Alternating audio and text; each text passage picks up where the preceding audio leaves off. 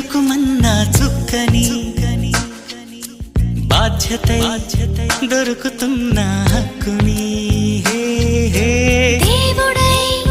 ఎదుగుతున్న భక్తుని సూత్రమై బిగియనున్న సాక్షిని పాతలు కొత్తని ఇప్పుడేమంటారు పోట్లాటలు శాంతిని మరి ఏమంటారు